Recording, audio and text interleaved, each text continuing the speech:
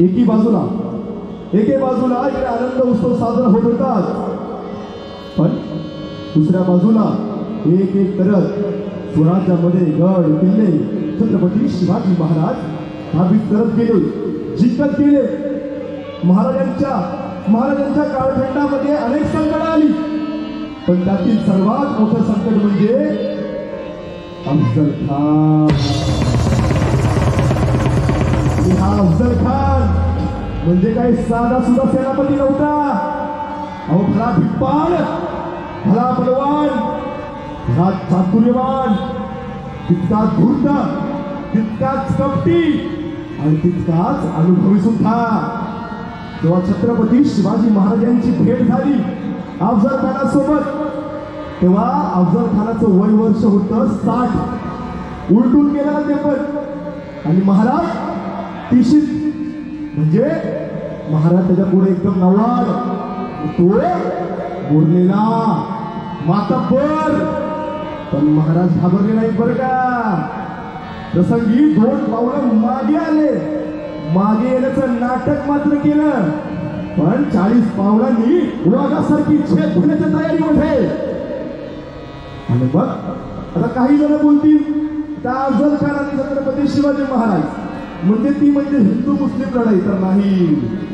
तर प्रचंड संसाधन असताना, आपल्या शत्रूकडे प्रचंड संसाधन असताना, प्रचंड बळ असताना, प्रचंड पैसा असताना, प्रचंड शक्ती असताना, उंट घोडे तोफा हत्ती सर्व काही असताना, हो आपल्या शत्रूकडे हे सगळं काही आहे, पण आपल्याकडे मात्र यातलं काहीच नाही. नव्हते उंट, नव्हते तोफा, नव्हते हत्ती, पण अफजल खानाला त्याच्या फौजेसकट प्रतापगडाच्या पैठाशी काढलं. हा या महाराष्ट्राचा इतिहास आहे. आणि हाच प्रतापगडाचा रणसंग्राम आम्ही सर्वजण तुमच्या समोर पोहोचण्याच्या माध्यमातून सादर करीत आहोत. तर ऐका, प्रतापगडाचा रणसंग्राम, प्रतापगडाचा रणसंग्राम, प्रतापगडाचा रणसंग्राम.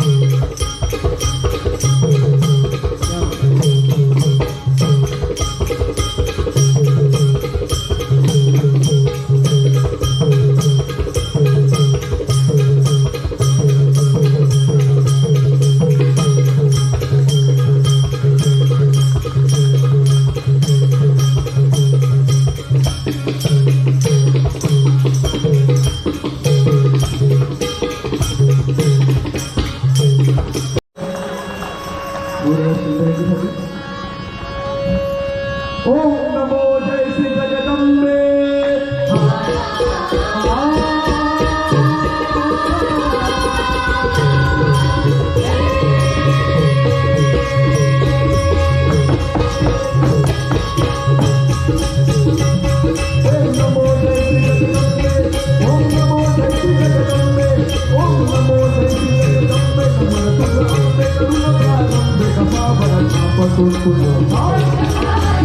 Thank you.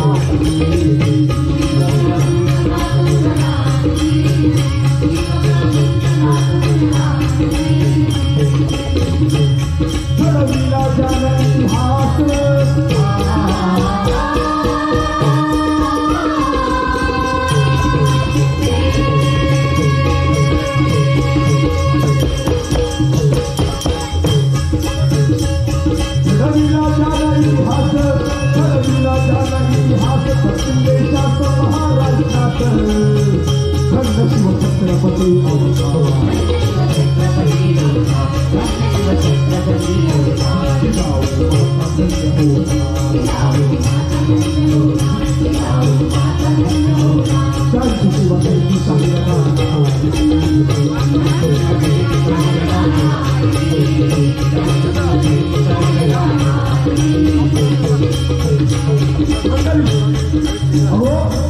छत्रपती शिवरायांच्या अगोदर या मातीमध्ये चातुर्वर्ण व्यवस्था वापरली जात होती. म्हणजे काय तर कुणी ब्राह्मण होता, कुणी क्षत्रिय होता, कुणी वैश्य होता, तर कोणी शूद्र होता. छत्रपती शिवरायांनी आणि या सर्वांना त्यांच्या जातीनुसार कामं वाटून दिली होती.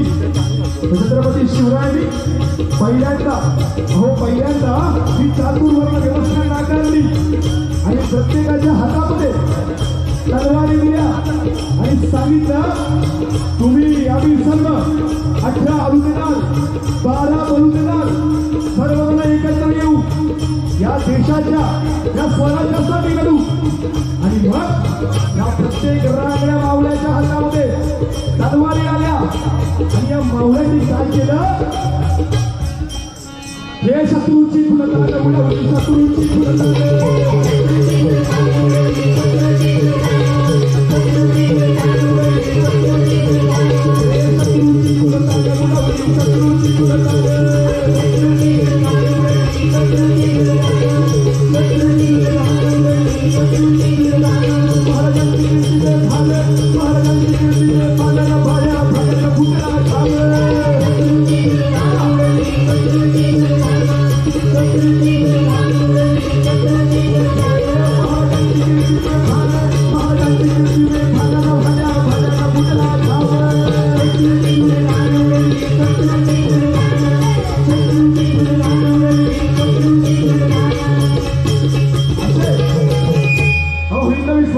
शपथ घेतल्यानंतर या मावळ्यांनी काय केलं अहो धुळला उडवली शत्रूची. आणि मग अहो जसं शपथ घेतली तसे गडकोट मोहिमेला चालू झाली सुरुवात. आणि मग अहो आदिलशाहीचे 1 नाही 2 नाही 3 नाही 4 नाही 10 नाही 20 नाही अहो 40 किल्ले स्वराज्यात महाराजांनी आणले. आणि मग खडबडून आदिलशाही जागी झाली. त्यावेळी आदिलशाहीची सत्ता होती बडी बेगम हिच्या हातामध्ये. आणि ही बडी बेगम म्हणजे काही साधी सुधी बाई नव्हती. तरी बडी बेगम कोण होती तर मोहम्मद अली खानाची बायको, जी तिच्या मुलाला घेऊन विजापूरचा कारभार हाकत होती. अहो ही बडी बेगम म्हणजे काही साधी सुधी बाई नव्हती. हिनं हो अली खान, बादल खान अशा मातब्बर सरदारांना विष देऊन मारलं होतं आणि एकटीनं विजापूरची सत्ता बळकवली होती. पण त्या काळामध्ये बडी बेगमकडे नुसत्या बातम्या येऊन आल्या. काय तो शिवाजी के लोग आए, हमें मार कर चले गए, हमारा किला भी लूट लिया. सकाळी हीच बातमी, दुपारी हीच बातमी, हो संध्याकाळी पण अशाच बातम्या. अहो पण मग हैराण झालेल्या बडी बेगमनं शहाजी राजे यांना एक पत्र पाठवलं. का तर त्यावेळी शहाजी राजे आदिलशाहीची चाकरी करत होते. बडी बेगम म्हणते शहाजी राजे भोसले तुमचा मुलगा शिवाजी बंडखोरी करतोय, त्याला आवरा नाहीतर परिणाम वाईट होतील.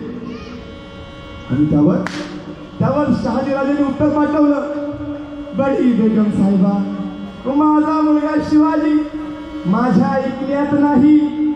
एक काम करा, तुम्हाला जे काही करायचं असेल ते तुमच्या पद्धतीनं करून घ्या. जे शत्रूची तुलना उडवली, शत्रूची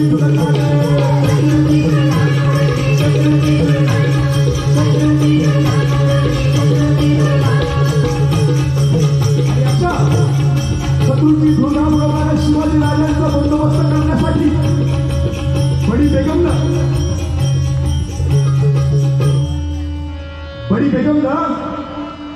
विजापूर दरबारामध्ये विजापूर दरबारामध्ये पैजेचा विडा मांडला. आणि लढली बडी बेगम, उसने हमारे शाही अजमत को ललकारा है. कौन है जो शिवा को पकड़ के ला सके, जिंदा या मुर्दा? साऱ्या दरबारामध्ये भयान शांतता, कुणाच्या श्वासाचाही आवाज येत नव्हता. आणि मग बडी बेगम पुन्हा एकदा गरजली, कौन है? कौन है वो नारे तकदीर बुलंद करने वाला मुजाहिद दुश्मन को पकड़ के ला सके, जिंदा या मुर्दा? पुन्हा एकदा भयान शांतता. आणि मग या शांततेला चिरत एक सैतानी आवाज दरबारामध्ये घुमला, हम लड़ेंगे शिवाजी को.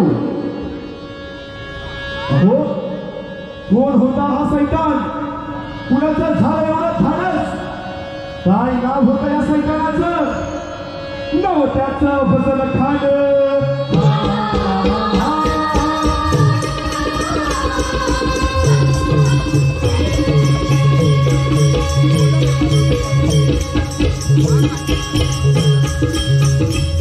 नवत्याचं अफजल खान, नवत्याचं अफजल खान, नवत्याचं अफजल खान. विकासाचा धरून सैतान खान बोलला छाती झोपून शिवकाला गिरतो तिरुला. मरहबा सुभानअल्लाह.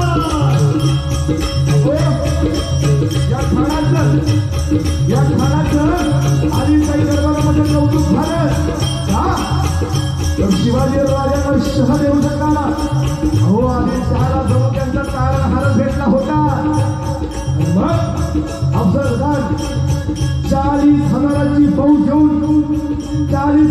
फौज घेऊन निघाला होता. आणि ही बातमी इकडे महाराजांनी समजली होती.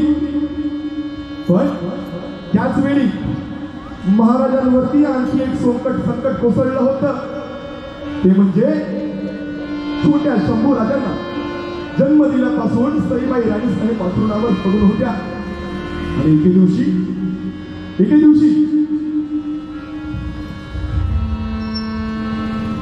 दिवशी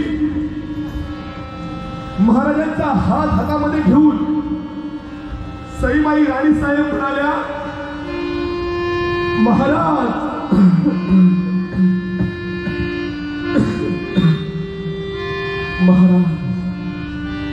महाराज,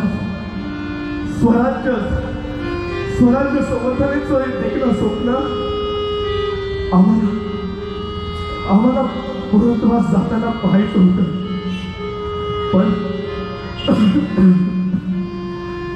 पण हा डाव आम्ही अर्ध्यावरच सोडून जात आहोत महाराज. पण महाराज, आम्हाला क्षमा करा महाराज, आम्हाला क्षमा करा महाराज. पण महाराज, माझ्या शंभू बाळाला सांभाळा, माझ्या शंभू बाळाला सांभाळा महाराज, माझ्या शंभू बाळाला सांभाळा.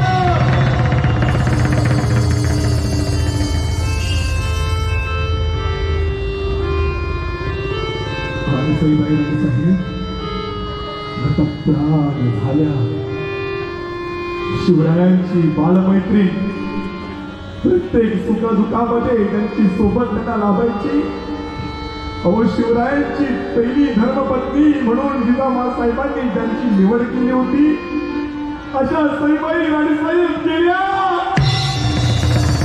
पण या परिस्थितीमध्ये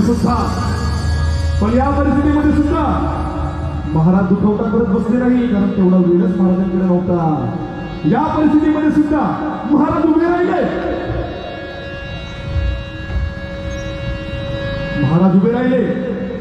काय करावं हे त्यांच्या मनामध्ये चालूच होतं. आणि इकडे राजगडावरती मासाहेब जिजाऊ आपल्या पुत्राच्या काळजीमध्ये त्या जगदंबेला प्रार्थना करतात की हे जगदंबे, दे स्वामिनी स्फूर्ती, दे शिवबाळा,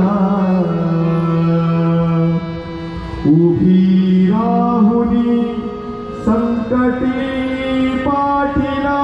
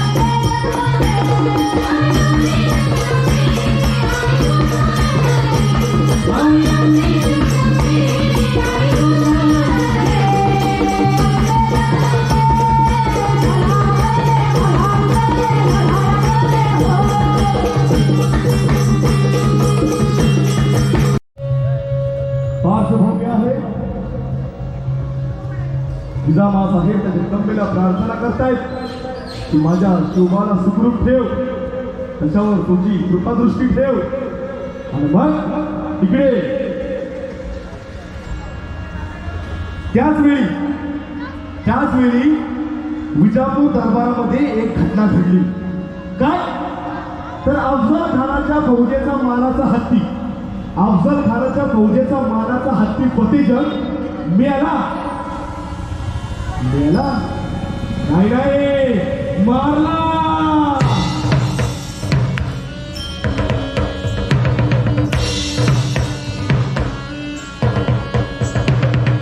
कुणी मारला, का मारला आणि कशासाठी मारला?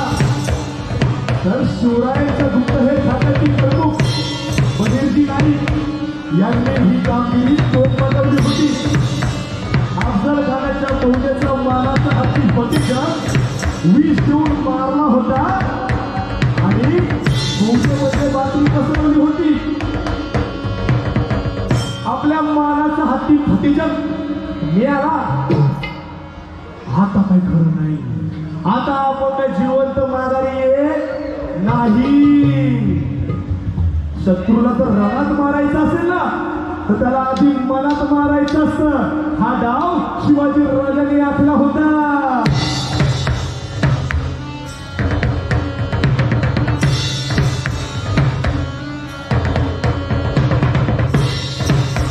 पण त्याच वेळी मावळ्यांच्या मनामध्ये एक शंका होती की आजवर आपण भरघोस लढाया लढल्या, छोट्या मोठ्या रात्रीच्या अंधाराचा फायदा घेत आपण लढाया लढल्या, सह्याद्रीच्या कुशीमध्ये जाऊन आपण लढाया लढल्या.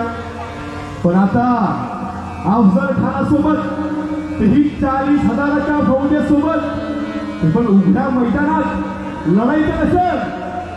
आणि हेच नेमकं माझ्या राजाने हेरलं होतं. आणि मग आता महाराजांना कळे ना काय करावं. मावळे असे आपले हतबल झाले, कसं चालणार?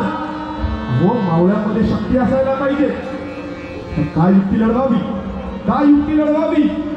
आणि तेवढ्यात दुसऱ्या दिवशी महाराज झोपेतून जागी झाले आणि म्हणाले, हे ऐका. आई भवानी, हो, साक्षात आई भवानीला आम्हाला आशीर्वाद दिला. आणि त्यांनी सांगितलं की शिवाजीराजे अफजल खानाच्या दैत्याच्या नावाचा वध करण्यासाठी आम्ही तुमची निवड केली आहे. चला उठा आणि सज्ज व्हा, लढा, तुम्ही यशस्वी व्हा. आणि आई भवानी ह्या तलवारीमध्ये युक्त झाली. मंडळी, आपण बघतो की आई भवानी शिवरायांना ती तलवार देतायत. फोटोमध्ये बघतो आपण प्रत्येक फ्रेम मध्ये आई भवानी शिवरायांना ती तलवार देतायत, महाराज ती तलवार घेतायत. आता काही जण म्हणतात शिवचरित्रामध्ये अंधश्रद्धा आहे. तर नाही, अरे हा डाव माझ्या शिवाजी महाराजांनी चाकला होता.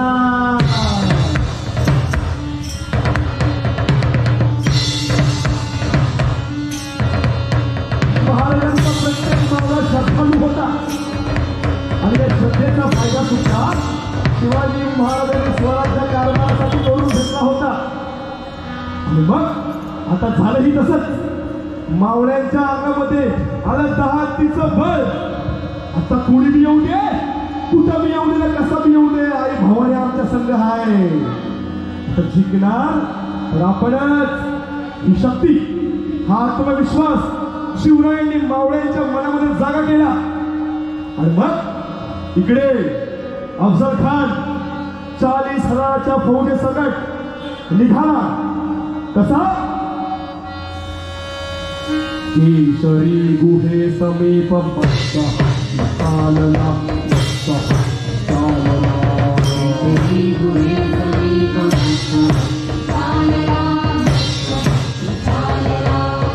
केशरी गुहे समीप चालला.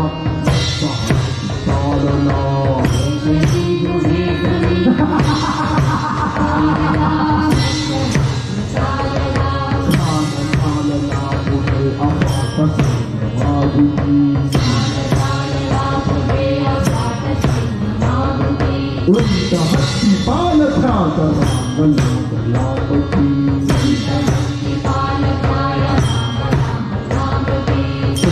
काढते तिथे स्वतंत्र साधयायला स्वतंत्र साधयायला सोडतो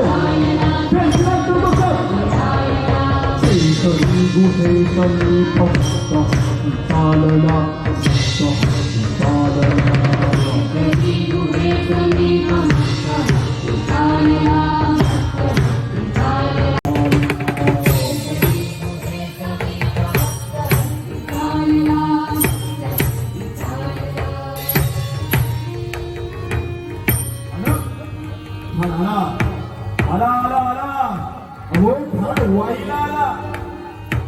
महाराजांनी अफजल खानाशी पत्र व्यवहार केलं. त्यामध्ये अफजल खान म्हणतो अफजल खान साहेब, त्याच्यामध्ये शिवाजी म्हणतात अफजल खान साहेब तुम्ही आमच्या वडिलांसारखी. अहो तुमच्या समोर आमच्या येण्याची माहिती सुद्धा नाही हो. तुम्ही असं करता का? तुम्ही प्रतापगडाच्या पायथ्याशी येता का?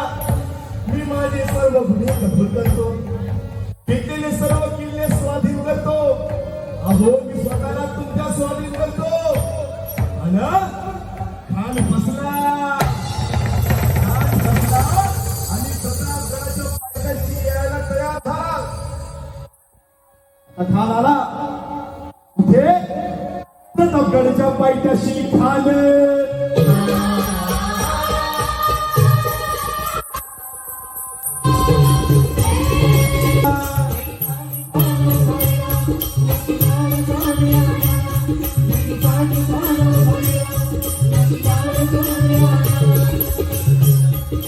आता भेट द्यायचं नाशिकवर घेऊ शकले असते. शामी आलाच का? तर अफजल खान जेव्हा शामी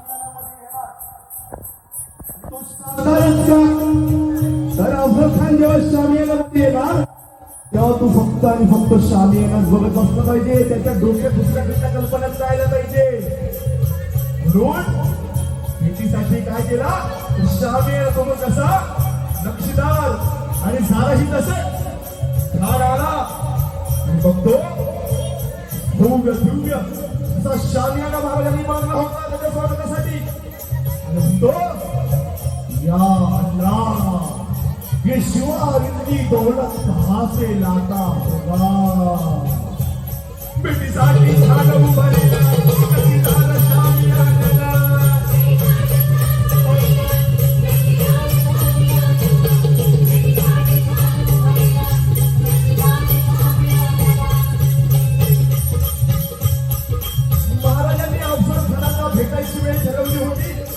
दुपारी 12ची. आता दुपारी 12च्या प्रत्येक गोष्टी मला काहीतरी कारण आहेत बघा. महाराजांची युक्ती कशी होती, महाराजांची गनिमी कामे कशी होते लक्षात घ्या. दुपारी 12च का? तर खान होता प्रतापगडाच्या पायथ्याशी आणि महाराज येणार होते प्रतापगडाच्या वरून.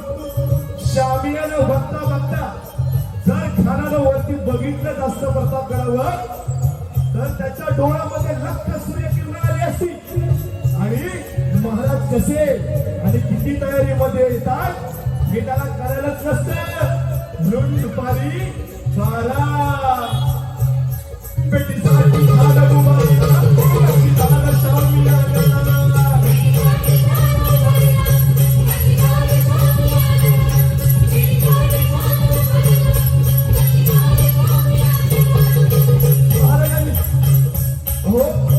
अफजल खानासोबत एक सय्यद बंडा नावाचा दाढबट्टा बहादर होता. महाराजांना ही खबर मिळाली की महाराजांनी सुद्धा तसाच तोची तोच असणारा दाढबट्टा बहादर म्हणजे जीवा पहाडे यांच्यासोबत घेतलं. आणि जीवा महाले सुद्धा दाढबट्टा बहादर होते आणि जातीने ते नावी होते. आता महाराजांनी अफजल खानाला भेटायला जायचं म्हणजे उठलं सुटलं निघलं असं नाही बरं का. तर सगळा अभ्यास केला होता. अफजल खानाची उंची 7 फूट, महाराज 5.5 फूट. आता एवढ्या मोठ्या भिप्पाड माणसं कुस्ती ठरली तर त्यातून निसटायचं कसं? म्हणून महाराजांनी आजूबाजूच्या पहिलवान मल्ल बहादर अशा लोकांना घेऊन 1.5-2 महिन्याआधी कुस्तीचे वेगवेगळे डाव घेत होते. म्हणजे जर खानानं आपल्याशी कुस्ती पकडली तर त्यातून निसटायचं कसं? त्याचं कुशल ज्ञान महाराजांनी पारंगत केलं होतं. मग जेव्हा भेटीला जायचंय तेव्हा महाराजांनी जीवा पाहायला सांगितलं, शिवाजी जरा माझी दाढी जरा कापून बारीक करता का? शिवाजी महाराज म्हणतात आता भेटीला जायचं नाही, हे कुठं अचानक माझी दाढी मिळतं? तर मग ते छत्रपती म्हणतात शिवाजी माझी दाढी इतकी बारीक करा की अफजल खानाच्या हातामध्ये नाही आली पाहिजे. म्हणजे आपण घेऊन दुसऱ्याची ओढायची पण आपली हातामध्ये वाजून द्यायची नाही. बरं का? भेटीसाठी झालं मुबारका, भेटी झालं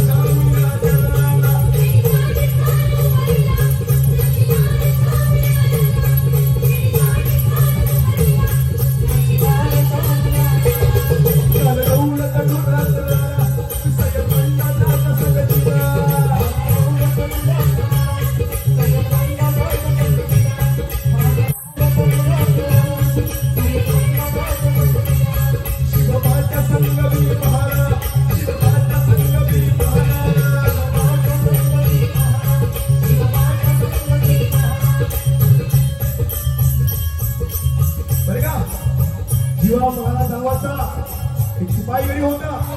अरे म्हणतात ना होता जीवा म्हणून शिवबाचा संग भी महारा, शिवबाचा संग भी महारा.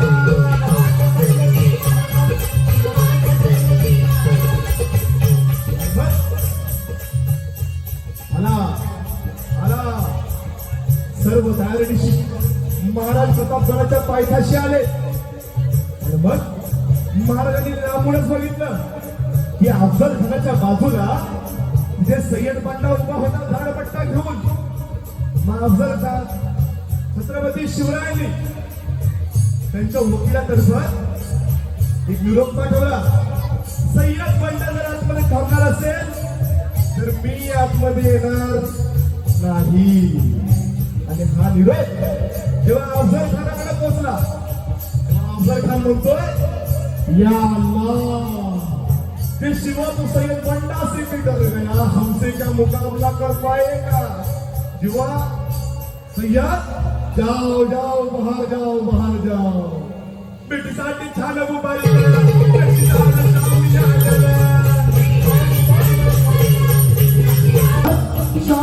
तारामाशी आले. मग अफजल खानाने महाराजांकडे बघितलं, महाराजांनी अफजल खानाकडे बघितलं. मग औरंगजेब म्हणतो कसा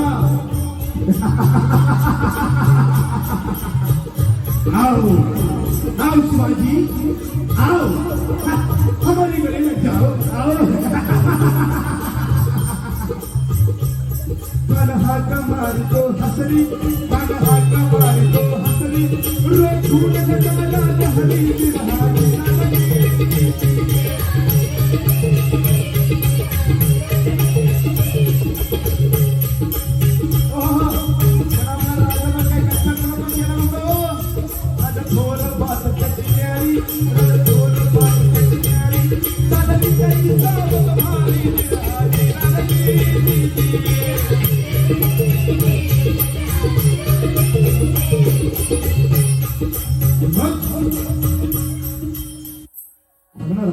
दिला आणि दगा केला की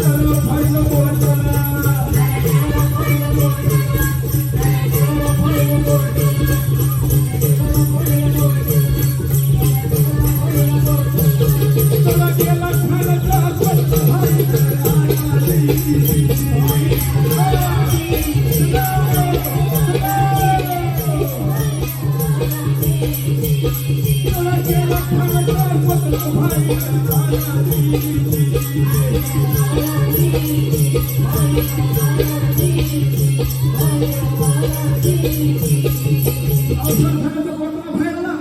अफजल खान ओरडला, या अल्लाह, आणि हा आवाज ऐकत सय्यद बंडाला, आणि सय्यद बंडा महाराजांवरती वार करण्यासाठी त्यांनी हात चौचवला. आणि हे पाहिलं बाहेर थांबलेल्या शिवाजी महाराजांना. आणि शिवाजी महाराजांनी एकाच वारात बंड्याचा हात तलवारी सकट वंचावर उडवला आणि त्याचा शिरच्छेद केला. मग काय, महाराज निघाले, शामियाच्या दारापाशी आले. आणि शामियाच्या दारापाशी उभा होता कृष्णाजी भास्कर कुलकर्णी, जो अफजल खानाच्या वकिलाचं नेतृत्व करत होता. आणि त्यानं काय केलं, महाराजांच्या मस्तकावर जोरदार वहार केलं. मध्ये बघा, महाराजांच्या इथे खूप पडलेले होते वार, हा तेव्हा रावलातीनं केला होता. मग महाराज म्हणतात, हे चल बाजूला हो, मला स्वकीयाचं गुणाचंही रक्त सांडायचं नाही. शहाजीराजे साहेबांची आळ आहे मला. या पैमान अवलादीनं पुन्हा एकदा महाराजांवरती वार करण्यासाठी हात वरती सरसावला. आणि महाराजांनी एकाच वारात कृष्णाजी भास्करला जमिनीवरती लोळवलं. मग निघाले शिवाजी महाराज निघाले, जीवा महाराज त्यांच्या मागोमाग निघाले. पण आतमध्ये अफजल खान अजून मेला नव्हता. आतमध्ये अफजल खान तसाच अजून जिवंत होता. मग अफजल खानानं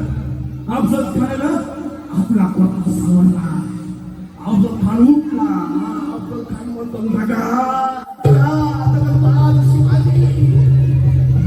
अफजल खानाने आपला कोणता सावरला. अफजल खान शामियाच्या दारापाशी आला, पालखीमध्ये बसला. भोयांनी पालखी उचलली आणि हे पाहिला धरून संभाजी कावनीनं. आणि संभाजी कावनीनं एकाच वरात चारही भोयांचे, पालखी उचलणाऱ्या चारही भोयांचे पाय वेगळे केले. अफजल खान कोसळला आणि संभाजी कावजीनं अफजल खानाचं मुडकं धरलं आणि ते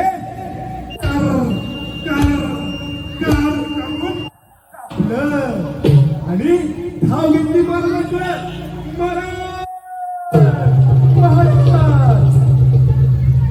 अब्दुल्ला पळून जात होता, कापला. संभा, काय केलंस? कापलं, काहीच गरज नव्हती. असं कसं महाराज, पळून गेला असता आणि जिथं राहिला असतं म्हणजे संभा, अफजलला जिवंत राहिलाच नसता. कसं काय महाराज? संभा, अफजल खान जिवंत राहिलाच नसता कारण त्या वाघ नख्याला आम्ही विष लावलं होतं.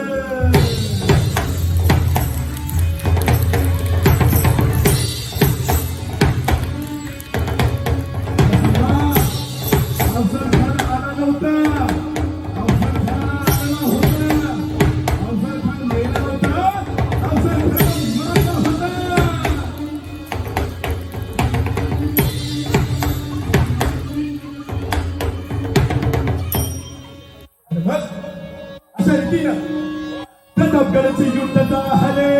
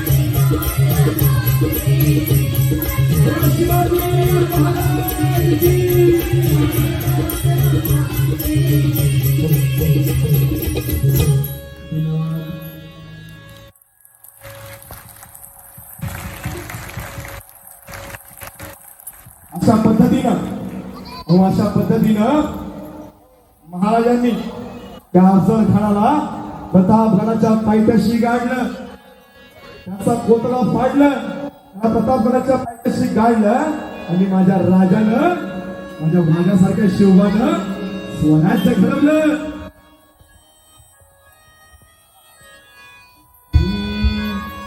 माझ्या आई भवानीला